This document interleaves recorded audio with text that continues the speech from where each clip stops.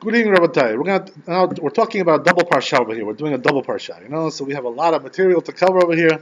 We're gonna have to run through a little bit, whatever. Take a brisk walk through all these topics because there's a lot to cover. So, B'ezras Hashem, we'll try our best, whatever, right? So, the first thing we find in Parshat Matot, we have Matot and Maseh, right? Two parshiot. The first thing we find is that regarding the woman, girl, who lives in the father's family, right? With the father, with the parents. What happens is, right, that she made a neder, she made a vow, some kind of vow. So the Torah teaches us, right, that if she's 12 years old, which is called a na'ara in Jewish law, right? If she's 12 years old, she's called a na'ara. So a woman like that who makes a vow, she's still a girl, whatever, woman, whatever. She makes a vow. So what happens is that the day that the father hears about it, he's allowed to annul that vow, right? He doesn't like what she said, it bothers him. He knows that this is like a trouble, it's like something troublesome, something problematic. So he says, you know what, I don't like this, I'm going to annul that. So he has the power to annul the vow, right? This is what the Torah teaches us. But this is only when she's 12 years old. What does that mean? If she's under 12 years old, she's not bat mitzvah yet, so her vows have no significance according to the Torah, right? Because she's still a minor, right? She's still a minor. So whatever a minor does, we don't take that too seriously, right? There's nothing really serious. The truth is, according to rabbis, though, the rabbis added also one more year. What does that mean? That even if she's 11 years old and she made a neder, she made a vow, so what happens is the rabbi is going to test her. If she knows what she's talking about, she's smart enough to understand what she said. So rabbinically, that vow also takes effect, even though she's 11 years old. Right? They added one more year beyond the 12 years, right? 12 years old. Okay, whatever. So the point is, right, that once she's 12 years old, that then this scenario takes effect, whatever we said, that the father can cancel the vow. What does that mean? That he has to cancel it that day that he hears that vow. Otherwise, no good, right? Doesn't work. So what happens is that this only works for 6 months. Why? Because once she gets to the age of 12 and a half, she has a different status, which is called bogeret. Right? Bogeret means that she's already now, she's a grown adult. Right? She's a rudder. So once she's 12 and a half, her father cannot annul the vow anymore. So this only applies for 6 months out of the whole life. That's when he has his power. Also, the Torah teaches another thing, right? Which is that if a woman gets married, so then the husband also can do this, right? Annul the vow of the wife. If she's still married to him, right? They didn't get divorced, whatever, nothing happened. Well, as long as they're still married, so he can now annul the vow once he hears her vow that day. But it has to be only one type of vow that he can annul, not every vow. Something which she took on to afflict herself. Let's say I'm going to deny myself, some kind of a food, right? No pizza. I'm not going to have pizza. Yeah? I'm not going to have, right, the cake. I'm going to go on a diet. No more cakes for me all my life, right? That's it, right? That's for, right? If she takes on something like this, so she comes to afflict her, right? Affliction. She's denying herself something. So the husband can come and annul that vow as well. Yeah. If the husband doesn't like it, the husband doesn't like this. It says, I don't like this business. It's gonna bother me. It's gonna cause me harm. It's gonna cause me all kinds of inconveniences now. You're gonna be grouchy. You're gonna be weak. You're not gonna be able to perform properly. Function properly. I have also a headache from this. So the husband can come in and annul that. Right? That's the idea. But he has to do again, as we said, right? The same day he has to. Once the night comes, the day is over. That's it. He cannot annul anymore. So what happens then, right? At that point. What happens is that now she has to go to Bet Din, court, and the court has to annul the vow. The husband cannot do it anymore, right? The husband only can do it that day. That's it, right? After that day is over, that's all, right? That's done. We're done, right? She makes the vow, or the day that he hears the vow? The day that he hears, right, yeah, right. And once he hears of that vow, he has that day to annul. Once the day is over, that's it, right? We're done with that.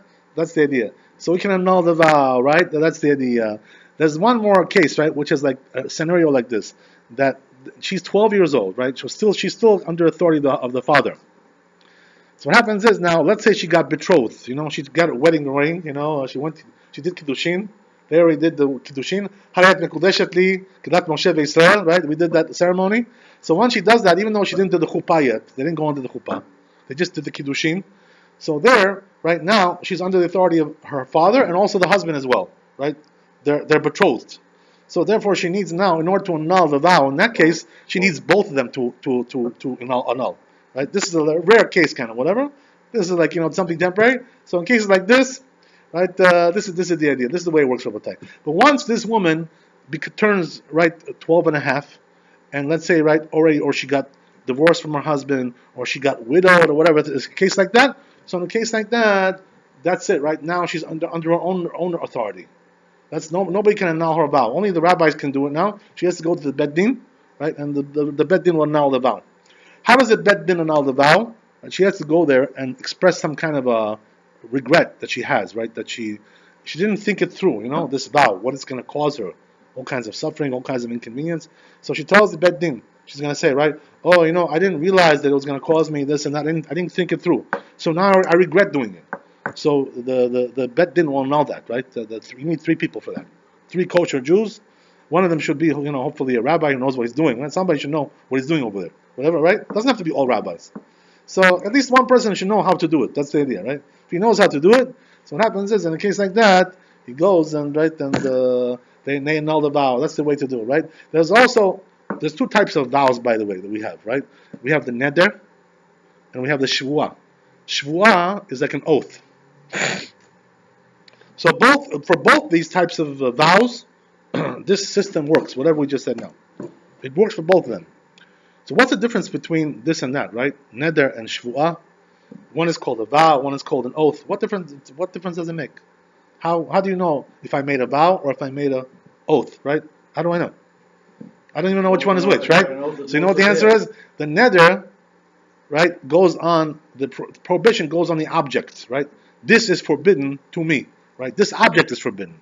So when you forbid the object, that's called a neder, right? Because the prohibition is on the object. But in the oath, the prohibition is on you. What does that mean, right? I am not allowed to use this thing, right? So the prohibition is on you. It falls on you and not on the object. The object is not prohibition. You have the prohibition on yourself. So what difference does it make, right? There is some technical differences in halakha, which way you make this prohibition, right? We don't want to get into it now. It's going to take hours to get right to tell you all the differences that there are. We need a special class for that, right? Just to explain all these things. But the point is, right, that there is a technical difference between this and that. But when it comes to annulling them, right, in this manner that we just mentioned, we can annul both of them. Doesn't make a difference whether it's the prohibition is on the object or the prohibition is on you, right? Doesn't make any difference. All the same, right? For us, for our purposes, it's all the same. Okay, that's number one type. Next case, right, that we have over here, also a very interesting case. HaKadosh Baruch Hu now, this is now towards the end of the whole story, the saga, right, of the Jews in the wilderness. We're talking about the 40th year, that they were in the desert for 40 years. So they were just about to now go into Eretz Israel. This was like their last stop, So what happened was, right, we talked last week about the issue of Pinchas, This was, right, Pinchas, the legendary character, right? We said Pinchas is Eliyahu, same guy, whatever, all these things. We mentioned that, right? So the truth is that here also Pinchas comes into the story as well, right? What does that mean? That this is all related to what happened last week, right? We said Pinchas, right, went and he did that heroic, right, act, right? He made, he went to put that spear, through them, and he did all that, right? All that episode, all that stuff, right? So now, because of that, HaKadosh Baruch Hu, right, felt very insulted. What does that mean? That regarding this nation, that they devised this plan against the Jews to cause them to sin. As we said, right, that this plan was concocted by who? By Bil'am, right?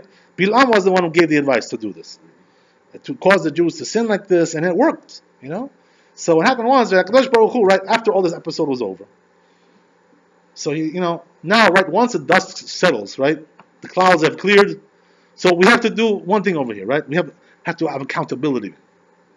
For who, right? For the nation that caused this whole thing, right? And who was the nation that we're talking about? The truth is, it was 2 nations, right? It was Moab and Mydian, right? They're the ones who made this conspiracy against the Jews. You know what I mean? This whole idea. So HaKadosh Baruch Hu now told Moshe Rabbeinu, listen, he says, listen, your lifetime is coming to an end. You're not going to bring the Jews into Eretz Israel. You're going to die over here. This is going to be your grave here in the wilderness. So he tells him, he says, I want you to do one more mitzvah before you die. I want you to make a war against this nation, Mydian, that caused us this sin. They caused so many people to die in Israel. It's a plague, affliction, all this, this terrible thing, tragedy. Can you imagine today, what we would do? What would we do if some, Goyish nation, caused 24,000 Jews to die? We would take revenge on them. We wouldn't let that just go by. 24,000 people. This is not a joke. You know what I mean? This is a. Okay. Okay. So come join us, Sam. Come. So God bless you. So so Kadosh Baruch Hu said, listen, you got to take my revenge. I take it personally. What happened over here? You know why? Because they say it said brought down in the Chazal that when a nation comes against the Jewish people, it's like they're coming against God. Because we're the chosen people. We're the people of God. When you come against the Jews, it's like you're punching God in the face. God forbid. Back. Once you punch God in the face, He's going to get you back. This is what happens. You understand? This is the idea. So Kadosh Baruch Hu said, listen, I take it personally. When they attack the Jews, they're attacking me. So now what you have to do is take revenge. Avenge this terrible thing that happened, this tragedy. So what he tells them is like this, right? Go out to war, pick 1,000 people from each tribe, altogether 12,000 people. There was 12 tribes, right? Take 12,000 people, the best guys you have, and send them out, and make a war against this nation. We got to take revenge on them. When you say best guys, the most righteous guys or the strongest guys? Both, Yeah, it's really both. You need both. That's the truth is, right? You need Giborim, mighty people, army people, army guys, and also the tzaddikim. You need both of them. If you don't have one without the other, no good, right? Either you have a tzaddik, who's very weak, and frail. So, right, you're right, it's true, but, it has to be also there has to be some physical power there as well. You know what I mean? You need both of them. So what happened was, right, that he said 12,000 people, take the best guys, choose them, go out and, and wipe this nation out off the face of the earth. Very simple, No monkey business over here. So what he did was, they picked out 12,000 people, right? And also, who went with them together? Pinchas, right? Pinchas also went. So why did Pinchas have to go together with them? What's the reason why? What does Pinchas have to do with it? They say, right, he's the one who started the mitzvah to kill, right? He killed the first one. This daughter of, right, this king, right, that committed this crime, this is seduction, right? So he was the one who killed. So he says, now... Why? I don't know why you say that. But they say once you start the mitzvah, now go and finish the mitzvah. Finish all of them. Wipe them out. So he went with them. There's also another reason, by the way, why Pinchas had to go. Why is that? Because Pinchas was a Kohen, as we said, right? So there is a rule like this, brought down in the Torah, that when the Jews goes out to war, they have to also bring one Kohen with them. Right? What's the reason why to bring the Kohen? You know what it is? This Kohen has a special job, right? There's 3 top Kohanim in the Jewish people.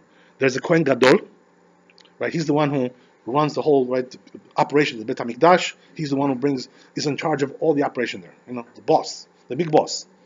And he also personally works there. He brings the sacrifices as well. He does all kinds of things himself. So there's also Sgan Kohen Gadol. You know what that means? Vice Kohen Gadol, right? Second in command. What does that mean? This guy, just like, we have Leavdil, right? The vice president, all kinds of things. What does that mean? This guy is like second in command. So just in case this guy, gets like disqualified, he's sick, he doesn't feel good, whatever, this guy comes and takes his job. That's the way it is, right? He's like, vice president, this guy, whatever, in the Kohanim. So there we have number 1, we have number 2, right? That's the way it works, right? And then we have also a third guy. So what is the third guy, right? This is what Pinchas was doing over here.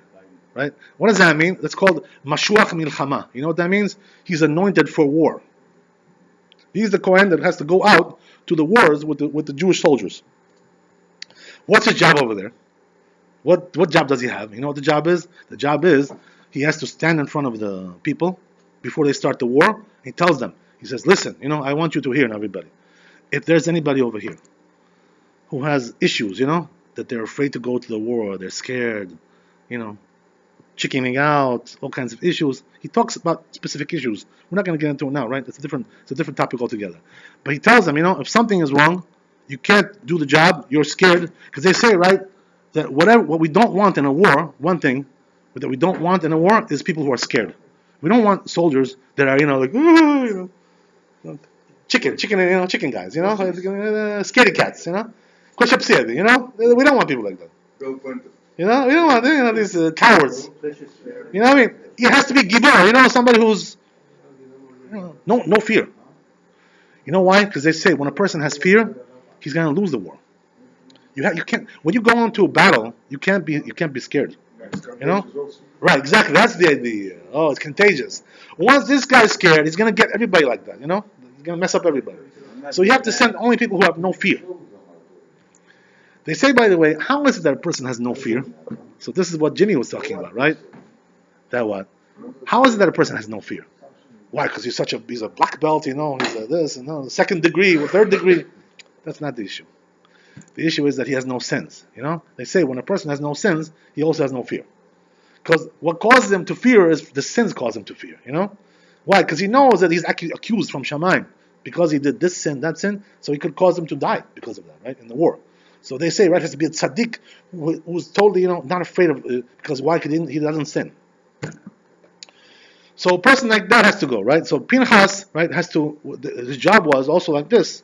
The Kohen has to come out and announce to them, listen, if any of you, has problems, issues, you're scared, something is bothering you, conscience issues, right? Conscience, whatever, all kinds of stuff. Go back home. We don't need you. Thank you very much, right? You're going to do more harm than good. You know what I mean? Go back home, and stay with your wife, hang around with your wife at home. That's the idea. We don't want people like that. So we try to weed them out, before the war starts. These people, that's it. That's the idea.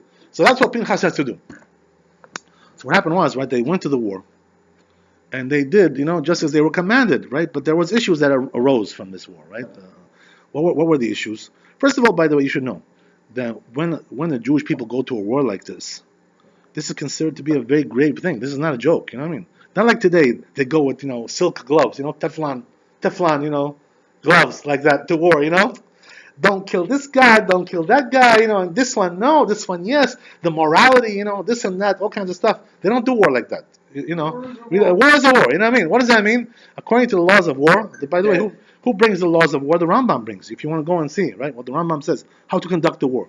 So the truth is, the way it's conducted is like this, very simple. When they go to a war like this, what does that mean? This nation committed some kind of act of hostility against the Jews. This is an insult. It's a disgrace. So what we do is, we go, every male is killed. No monkey business. Every man is killed, right? The only ones that are left alive are the women, right? They're taken as slaves, as servants. So that's what it is. Everybody, every one of them is killed. Every one of them. No, right? No, nothing. No. We don't make any litmus tests. We don't do blood tests. We don't do anything, right? We go and every male is wiped out. That's it, right? That's the way it works. So what happened was that's exactly what they did today. Religious war. Right? So what they did was they went and they wiped out every male. But the problem was like this, right? They came back and they brought back the girls. So once Moshe Rabbeinu, right, sees this, he's like, what happened? You brought the girls back? So Moshe Rabbeinu lost his temper, he lost it. He said, what did you do? This is crazy, But were they You guys to kill everybody or to kill just the males? What were they commanded? That's the whole thing, right? The whole point is to kill the males. Right? Yeah, So now, but Moshe Rabbeinu was mad at them. Right? Now guess how, right? Why? What's the reason why? Well, that's the idea, right? So you know what the reason was? Because Moshe Rabbeinu, once they came back and they brought back the girls for what? To become slaves, right? To have servants, in the house. Maid servants, all kinds of stuff. Nice, I get 2, you get 3, you get 5, everyone gets a nice, staff of maid servants. Nice, right? So, so Moshe Rabbeinu, once he saw that, right, he said, what did you do? You brought back the girls. So he says the whole reason why we went to the war was because of these stupid girls. That's the whole reason why we went to the war. What does that mean? They caused us to sin. Our boys, lost their lives because of them. So now you're bringing them back to what? That we should hang around with them. You should know what you're doing. This is a big mistake what you did. Right? So therefore, what he did was Moshe Rabbeinu, right? He commanded them. He said like this. He said, listen, you guys probably want to have maid servants, huh? You want to get some nice service in the house. Very nice. So what he told them? He said, fine, I'll let you have. But we're going to have to make a selection over here, right? Weed out the bad element from the good.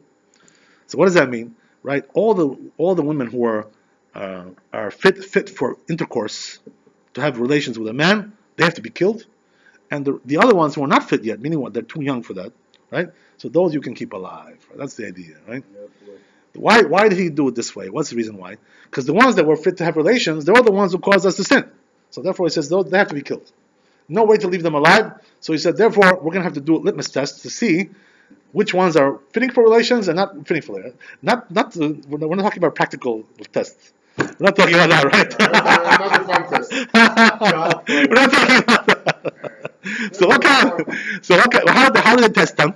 How they do it? Right. What they did was they passed. There was a certain headband that was worn by the Kohen Gadol, the high priest, right? Which is called the tzitz. You know what this is? It's a headband which is made out of gold. It's one of the ornaments of the Kohen Gadol that they have. So what happens is, right, this headband, it has a name of God on it. And you put it on your forehead like this. You know? So what does it say over there? It says Kodesh LaHashem. It's the name of Hashem right over there. So what happened was, right, they used to pass by the ladies with the person who was wearing this, the Kohen, and whoever was Rawi, right, fitting for relations, her face would turn like yellow, turn this color, and they would know that she has to be killed, eliminated, right? That's the idea. That's how they picked, right? Every one of these women had to be passed by the Kohen Gadol, right, and this tested them like that. That's what happened. This is the way they did it. Can you imagine? This is something unbelievable, right? So what happened was that they did selection. They weeded out the bad ones. The good ones they left. So what happened was, right, that there was also a different issue that arose from this war, right? There were several issues that came up. Yeah. Then the younger ones would grow up, they would commit the sins. Right, but you know what it is? Since they didn't do this particular sin, we can't blame them for that, right? We can't blame them for the future. You know what I mean? Right. We can only blame them for whatever they did now. Right? So we can't blame them. We don't know what's going to be in the future. Right? Too early, exactly. Right. Premature. Right. Premature. Right. So we never kill somebody, right, for something he's going to do in the future. We only kill him for what he did now. Right. Well, what's the idea? Right. Basher Husham. Right. So it's a pasuk. It's a verse. That's the idea. That's the idea right there. So there was also a different issue that arose over there. You know what it was? Can you imagine that the soldiers that went, they took, as we said, right, they took captive these ladies, right, and these ladies were like good looking, attractive ladies, and they're the ones who caused the Jews to sin, So they had to bring, and because they saw these ladies, they looked at them, they checked them out, and they were attracted to them. They're attractive. What can you do? It's temptation, right? Exactly. So even though they didn't physically sin with them, they didn't do anything physically with them, but because of the fact, right, that they had these thoughts, they needed also atonement for that. The fact that they thought about them, So what did they have to do? What atonement they do? They brought sacrifice, special sacrifice for that, to atone for the bad thoughts. So you see from there, Rabbi, that even bad thoughts, that a person has, sinful thoughts about a woman, this is also, he needs atonement for that too, as well. Not only for the fact that he did the actual deed, but he's thinking about these things. A person has to keep his mind clean. That's the idea. You got to keep your mind clein. Don't put into your mind all kinds of bad things. This and that, whatever fantasies. All kinds of crazy fantasies in your head. This, right? That's the idea, right? That's the whole thing. So they had to take care of that problem. They needed a sacrifice. Can you imagine? There was also a different issue there, which is now that there was this nation Mydian. By the way, there's also a question that arises over here.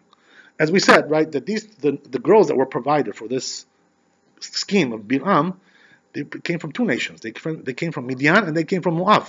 So what happened with Moab? Right? Moab didn't get any war. There was no war, no nothing. Right? They got out scot-free. So how is it that Mydian, right, got hit so hard, and Moab came out clean, right, clean as a whistle? What happened? What's going on? Right? Discrimination?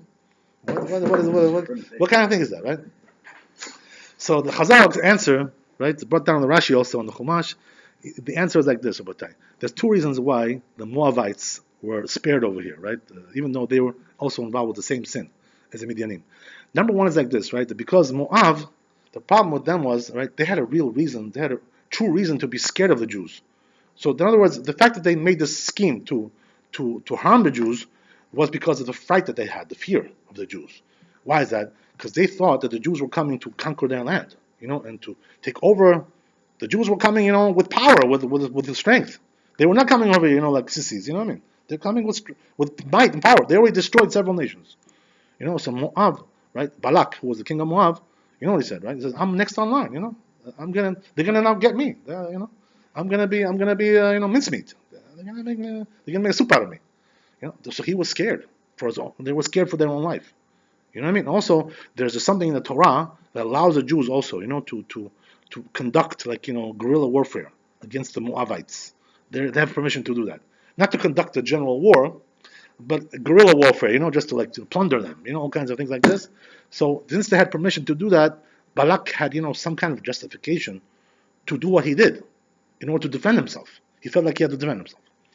So therefore, right, that's it's more normal. But when it comes to Midian, They had no business with this whole, scheme over here. What does that mean? They lived in a different location altogether.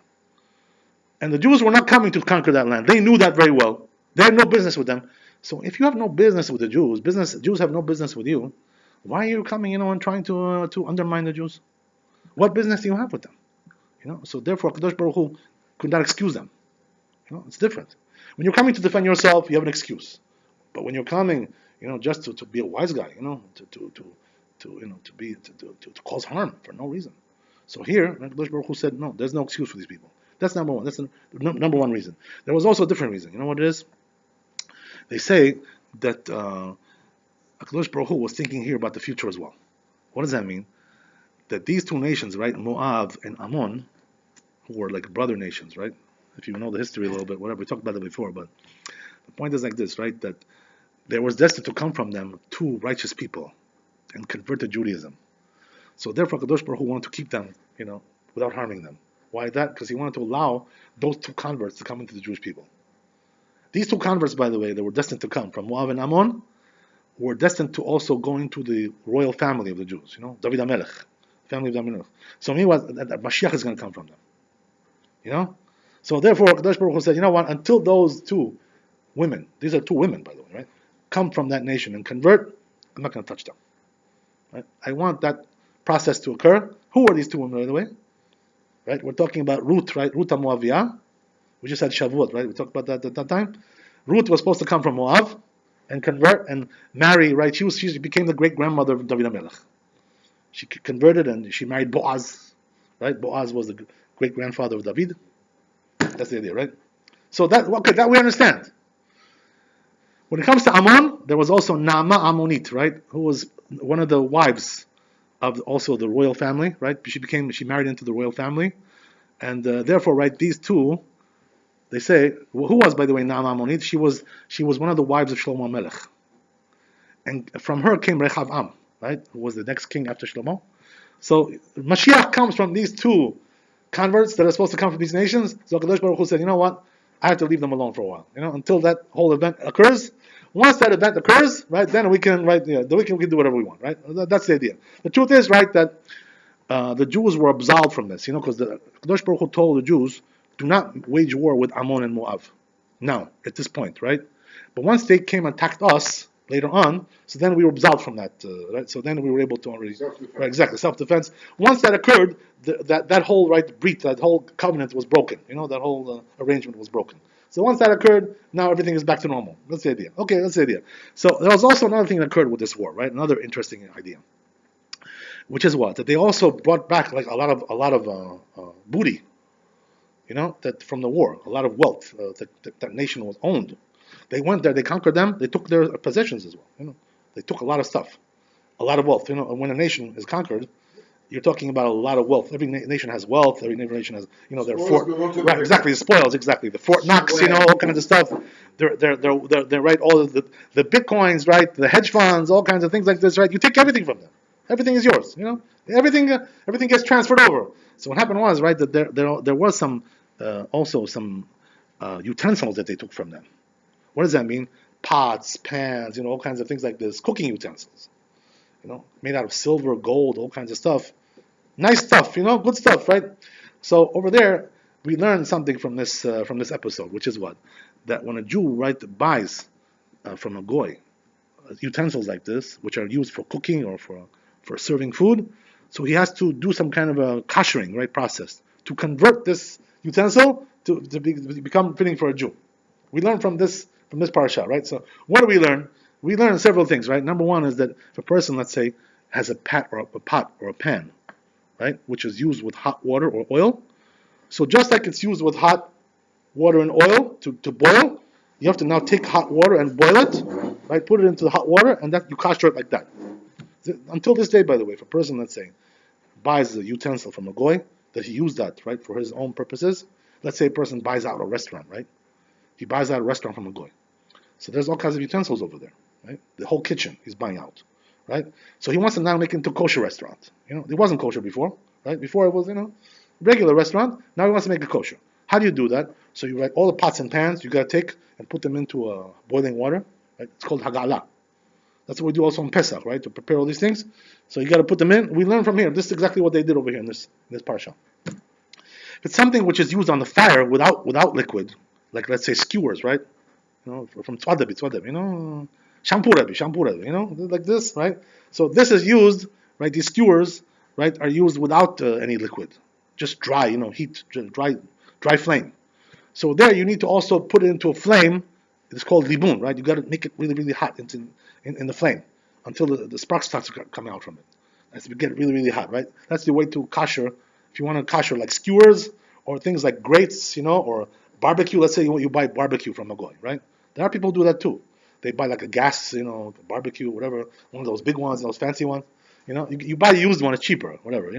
So you want to save some money. You want to get one of those gas units, whatever, all these things. So you buy a barbecue from a goy. So what happens is, right, you have to do libun, since it's all being used on the flame, right, without any water. So you have to also kasher it that way as well. To make a big flame, take a blowtorch, kasher it.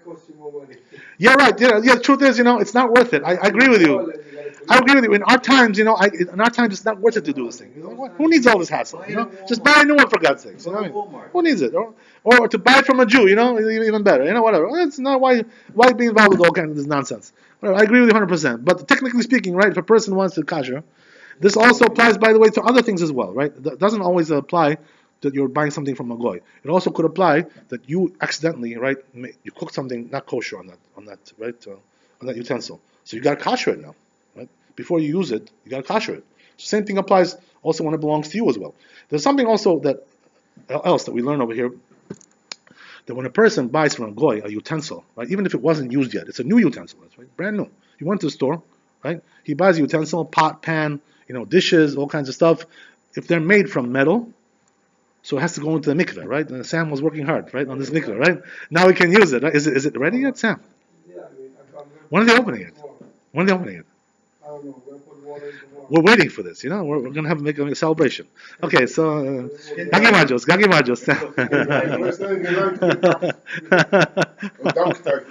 Two baptisms in it.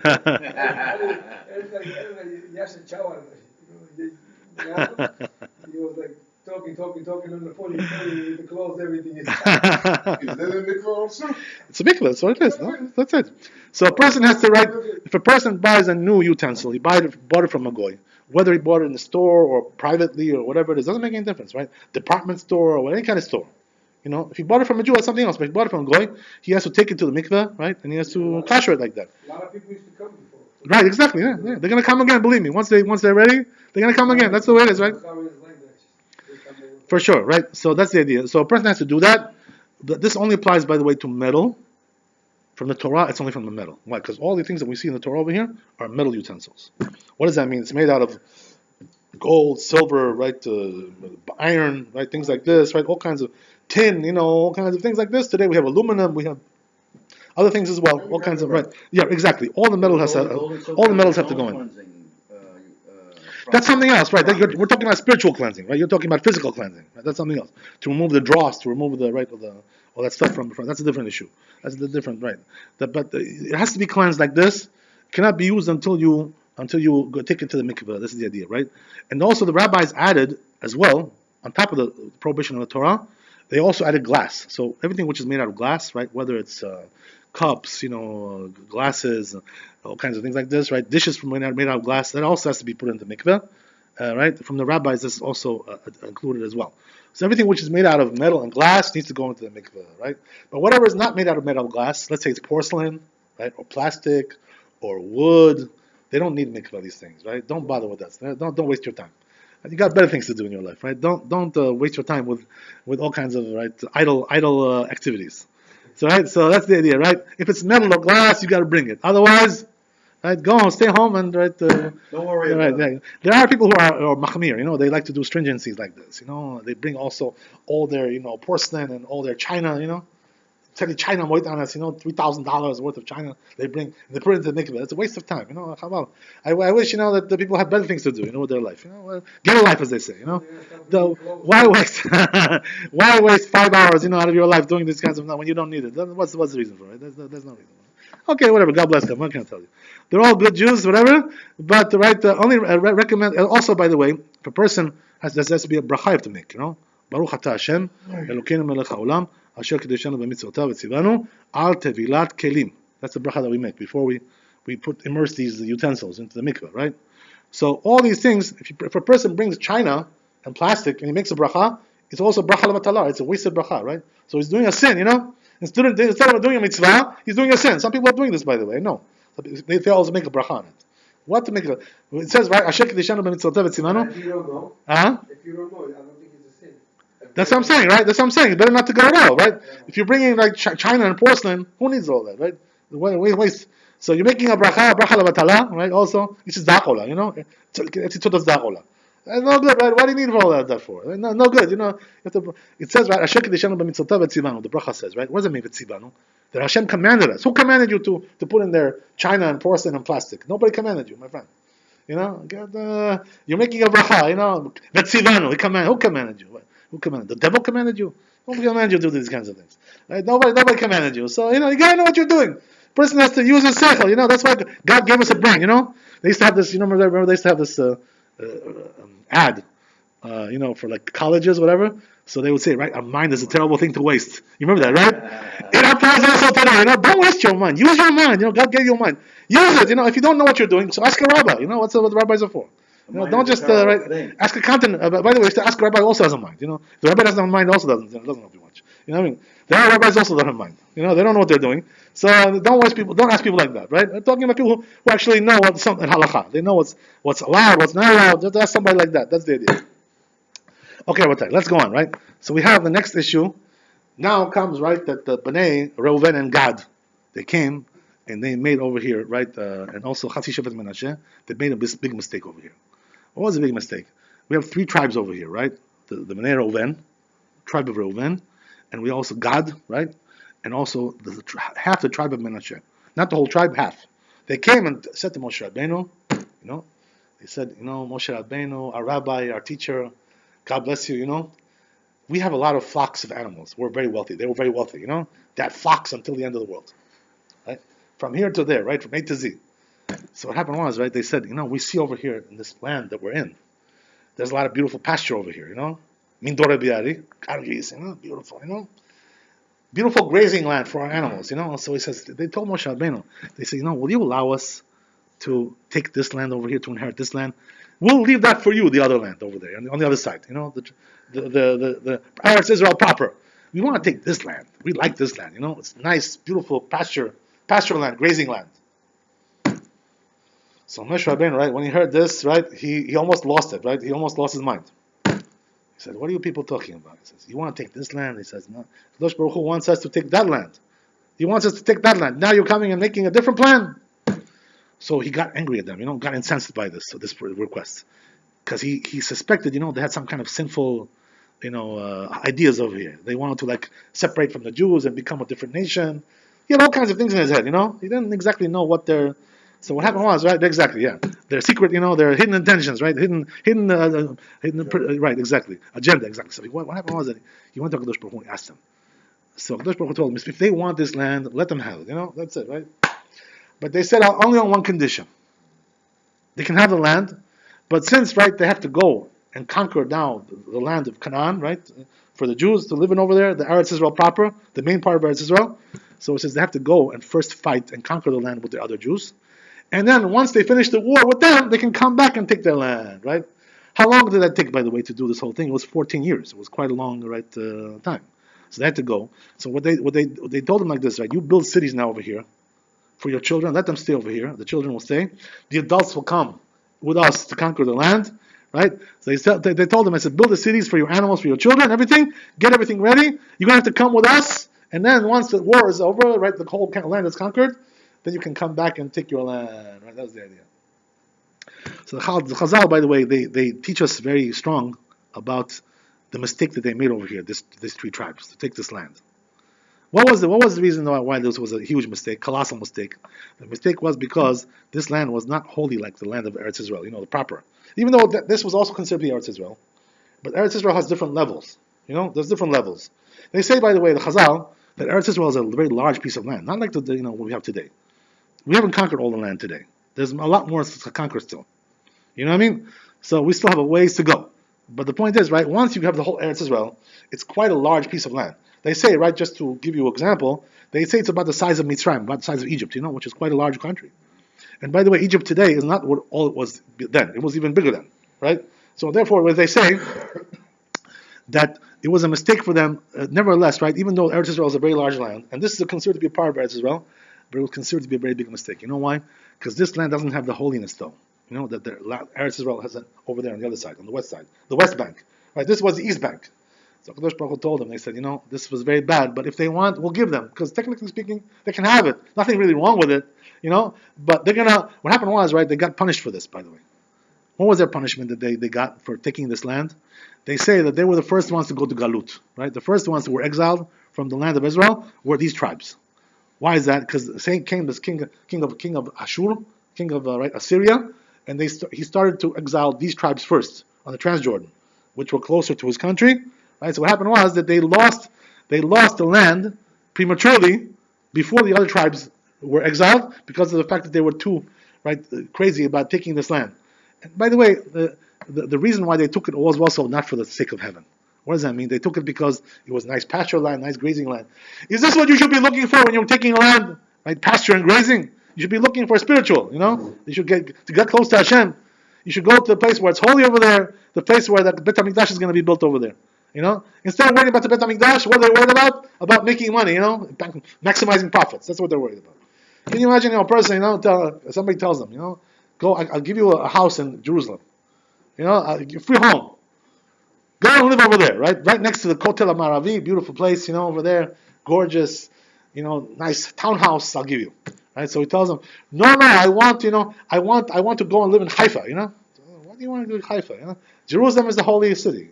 You want to go and live in Haifa? Well, for what do you want to go? It's a little bit strange, a person that wants to do such a thing like that. A person has to always, look at the spiritual side, not only the physical, how much money, everything dollars and cents, to make a calculation, This land will give me, $1 million, this one will give me $600,000. We're going to make more money over here. Everything is dollars and cents to you. What about the spiritual ingredients? That you don't care about. Right? A Jew cannot be like that. You know what I mean? Not everything can be like dollars and cents. How much? Make a calculation. How many profits? How much yield? How much this? How much expected? Revenues.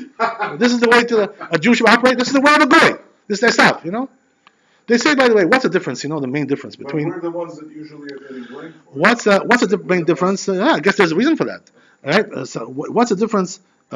Main difference the Chazal say between Esav and Yaakov. The Jews and the Christians. What's the difference between us and them? We pride ourselves in Torah. That's our pride and joy. The Jewish people. It should be like that. If it's not, it should be. We pride ourselves in Torah. For us, the Torah is everything. When the Torah is brought out from the Bima, everybody goes and kisses it. Torah. Everybody gets excited about the Torah. You know what I mean? That's the idea. Esav, he doesn't care about nothing about the Torah. You know what I mean? For him, everything is forgiven. Everything is done. Right? That's it. Right? He only cares about one thing: dollars and cents. Right? How much profits? How much revenues? Right?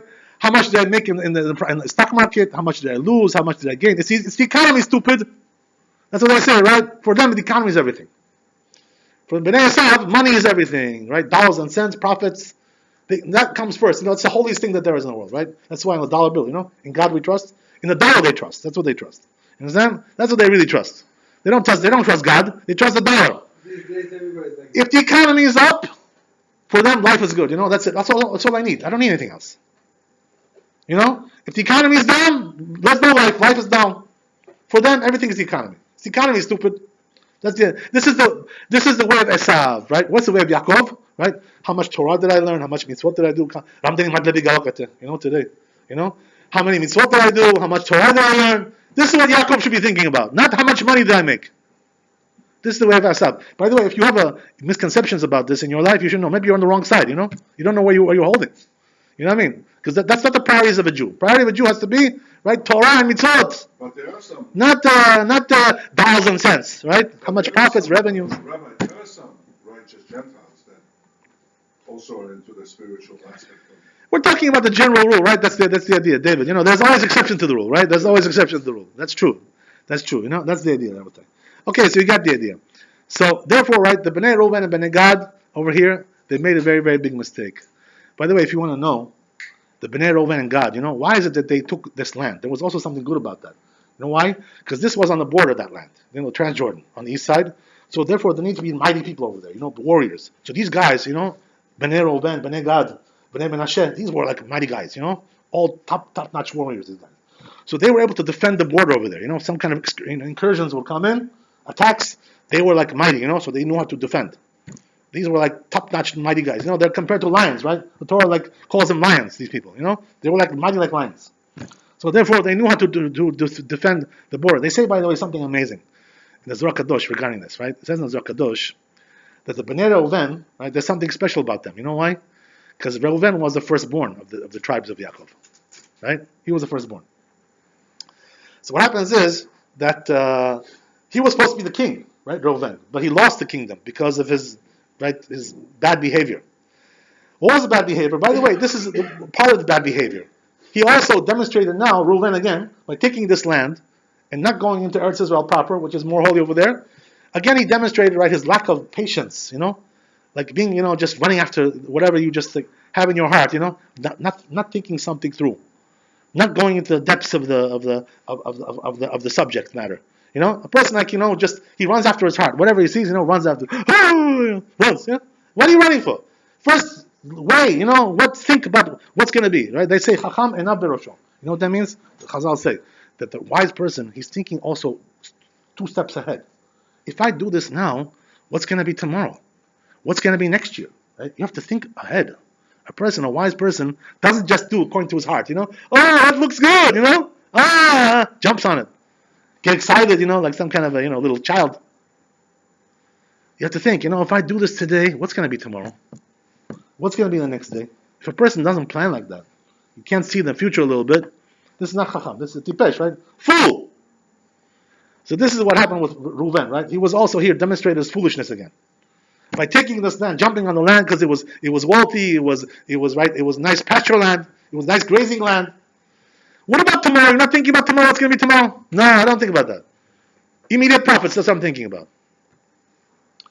They say, by the way, that since Bnei Reuven, the sons of Reuven, they have also this quality of the Bechor, right, to be the firstborn. And therefore, even though they lost the kingdom and the Yehuda took it, nevertheless, some of that quality still stayed with them. Something still stayed there, So what does that mean? They say, right, it says in the Zohar Kadosh, in the times of Mashiach, they're destined, right, the Bnei Reuven, to come back to Eretz Israel, and they're going to make great battles against the Goyim, against the enemies of the Jews, right? They say that Bnei Reuven are going to go and conquer all kinds of lands. They're going to go all over the world and destroy all the enemies of the Jews, everywhere. Everywhere, they're going to make a tremendous battle. So the battle is going to be so great, they're going to make all the Goyim, all the Jews, they're all going to think, what they're going to think? Probably the Bnei Reuven are going to make the Malchut, they're going to take the kingdom.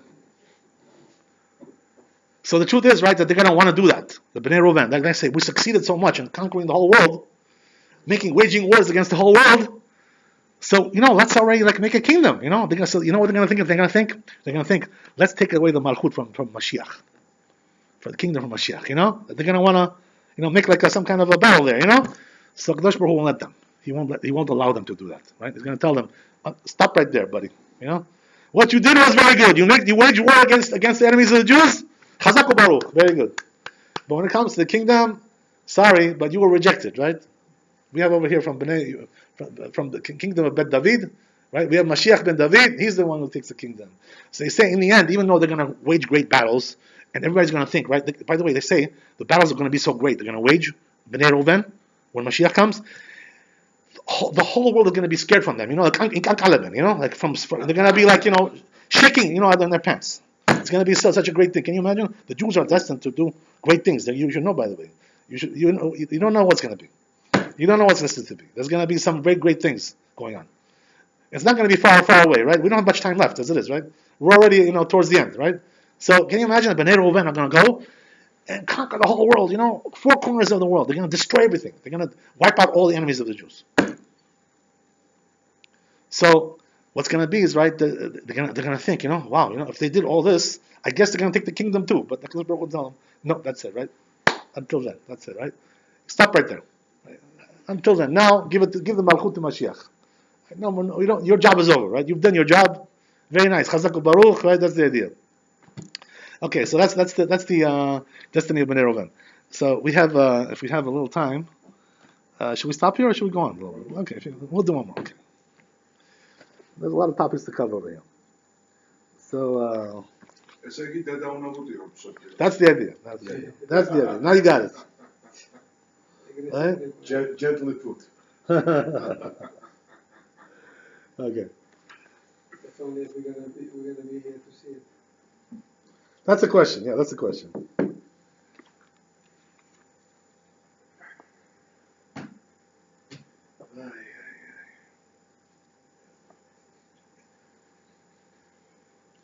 Also, here in this week's parsha, the next parsha, right, Maseh, afterwards, it talks about something also interesting regarding, right, now Kadosh Baruch Hu telling the Jews, go in and conquer the land of Israel. So the question is, right, where to conquer? Which land? Which land is called Israel? So therefore, Kadosh Baruch Hu delineated over here in this week's parsha exactly the borders of the land of Israel, right? Where are the borders of the land of Israel? So therefore, right, we have to know a little bit just to understand, right, where we stand, because what's ours and what's not ours. A person has to know. So what are the borders of Eretz Israel, right? Where are they more or less, right? More or less, we're going to delineate now. We have in the south, right, in the area of Beer Sheva, where the desert is over there. That's pretty much the southern border of Eretz Israel. The truth is, nowadays, we have even more than that. In other words, we now have already until Eilat, which is way, way south from there, right? You know how, if you drive, by the way, to Eilat, which is a beautiful vacation town, right? Gorgeous. What happens is, right, that how long does it take from Jerusalem to drive to Eilat? It takes about three and a half hours. You know why? Because even if you get to Beersheba, which is not far from Jerusalem, you still have a ways to go to Eilat. Eilat is very far. It's very far south. So what does that mean? That area was conquered later. Yoshua ben Nun did not conquer the area of Eilat. You know why? Because that belongs at that time to the nation of Edom, right? Which is from Esav, right? Bnei Esav used to be there. Even though the Bnei Esav later on migrated to Rome, right? They're the ones who started the Roman Empire. As everybody knows that, right? But at that time of history, in the biblical times, they were not in Rome yet. They were still on the south of Eretz Israel, so that area was theirs. So Kadosh Baruch Hu told them also, to the Jews, he said, I don't want you to conquer the area of Esav. That's for Esav, until the time comes to conquer them. The time came later on, by the way, to conquer them. But at this time, he didn't allow them, so he told them, he says, leave Esav alone. That's it, right? Leave him alone. So what happened was, right, that the Jews didn't touch them at that time, but then later on, the Jews conquered also that area as well. The kings of Judah, right, of Judah, conquered the area of Eilat, that area, and they took it for themselves. And the Bnei Esav at that time were slaves to them, right? They were slaves to them. They were subjugated by them. That's the way it was, right? So what happened was, right, that now the southern border doesn't go that far, according to the biblical borders, doesn't go that far. So it starts around that area, and then it goes right by the Dead Sea. That's the south east border of Eretz Israel, the Dead Sea, southeast. What about the southwest? We're talking about the Mediterranean Sea, right? Which is right close to Egypt. That area, right, where Egypt starts over there, there's a wadi over there called Wadi Al-Arish. There's like a little river there. That's the border of Eretz Israel, right? On the south west side. And the other side is Saudi Arabia? The other side is the Dead Sea. That's, in other words, the whole Dead Sea. The whole Dead Sea is a part of the Eretz Israel, but the outer part, right, that's where it starts on the other side, with a different nation. Moab was over there, right? So that's the southern border. So here it goes up in the Mediterranean Sea, the whole beach over there, right? Tel Aviv, right, and Haifa, right, all those areas, Ashdod, right, all these. This on the west side. That whole Mediterranean border is our border, right? That's the border. By the way, there's also islands in there as well. There's little islands that are also Eretz Israel, even though they're not connected to the Eretz Israel proper. But since they're like swallowed up, when you make like a straight line from the top to the bottom, these islands get swallowed up over there. So all these islands which are in that straight line are also considered to be part of Eretz Israel. So what does that mean? That the western border of Eretz Israel generally is the Mediterranean Sea. What about the eastern border? The eastern border is the Jordan River, right? The Jordan River is, and then after that also, the East Bank is also part of Eretz Israel, but that's not as holy as we said, right? It's a different level of holiness. Nevertheless, it's considered to be also part of Eretz Israel. So the Eastern Bank also is a part of Eretz Israel until where? How far does that go? It goes until the Euphrates River. Which is pretty far. It's a big chunk of land. You know what I mean? That includes, by the way, parts of Jordan, right? All of Jordan is ours, right? Much of Syria as well is ours. Most of it is Eretz Israel. Syria. And also parts of Turkey as well. Can you imagine? It goes all the way up there north until Turkey. So all that is called Eretz Israel. You know what I mean? So Eretz Israel is quite a large land. It was conquered by us? Yoshua ben Nun conquered all of it, right? All this area, right? Exactly. Even though, by the way, he didn't throw out all the inhabitants. So the inhabitants were some of them stayed, and they caused problems. By the way, there's all kinds of issues regarding that. But the borders of Eretz Israel, like that, right, goes until the Euphrates River. Once you cross the Euphrates to the east side, that's already Iraq. That's Iraq. That's Iraq. You understand? Now, by the way, it's a little bit different, right? The borders are a little bit different. But I'm sorry. What about Lebanon? Most of Lebanon is Eretz Israel. Most of Lebanon Up to is that Eretz Israel. border. Yeah, you've been up there, right? That border, yeah. Gorgeous land over there. Gorgeous, right? Gorgeous land. It's all gorgeous. Eretz Israel is all gorgeous. Nice horseback riding. So the Galilee, right, is something unbelievable, right? The northern part of Eretz Israel, unbelievable up there. How gorgeous is it? How beautiful is it up there? It's like paradise, It's like unbelievable. So that's now we did the southern border, right? We did the eastern border. We did the western border. So what about the northern border? The northern border on the west side goes up to Akko, right? Akko is one of the cities of Eretz Israel. It's called Acre, right? Today in English they call it Acre, but in Hebrew it's called Akko. A lot of Georgians live there, by the way. It's a Georgian town, Akko, right? A lot of Georgians there. That's the northwest side border of Eretz Israel. But there's also a strip that goes beyond that, way north until Turkey. Is that the West Bank over There's a there? lot of mountains over there. There's a big mountain range. Is that the West Bank over there? No, that's beyond the West Bank. The West Bank is in the middle, right? That's way north, right? So we're talking about all that is Israel. And when it comes to the northeast side, what's the border over there? Right next to Damascus, right? Until like Damascus, that area, it's all Eretz Israel. Right? That's the idea. So this is pretty much right. The delineation of the land of Israel is quite a large land, to be honest with you. If you really would put, it's like huge. Like I can't tell you, it's not as big as Russia, but nevertheless, right, much better. You know why? Because Russia is a junky land. Most of it is garbage, right? But Eretz Israel is all like beautiful land. It's like all gorgeous, and very, very, very bountiful. Like farming over there. Farming over there is unbelievable, right? That's why they're exporting to the whole world today. The best quality, best stuff comes from Israel. That's the idea of it.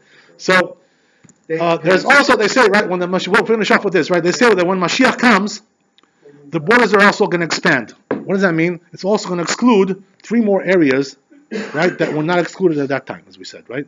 Which is what? Ammon and Moab, those areas also, which are on the Transjordan on the other side, and also Edom, right? Today we have that already. Edom we have already today. Right? So can you imagine? Edom we already have in our hands. They all know about this? They know. Everybody knows. They know. Believe me, they know. Can we They get know. off the subject Right? a little bit, or we still have to go? I'm sorry? We still have. Should we stop here? Should we stop? Yeah, because I have a couple of questions. Yeah, we're going to stop here. Okay, so HaKadosh Baruch Hu should bring us, B'ezrat Hashem, back to Eretz Israel, and we should inherit the whole land without any exception, B'ezrat Hashem. U'parasta yama v'kedma Whole 9 yards. All right. Thanks for coming. God bless you. Yesterday I heard a very interesting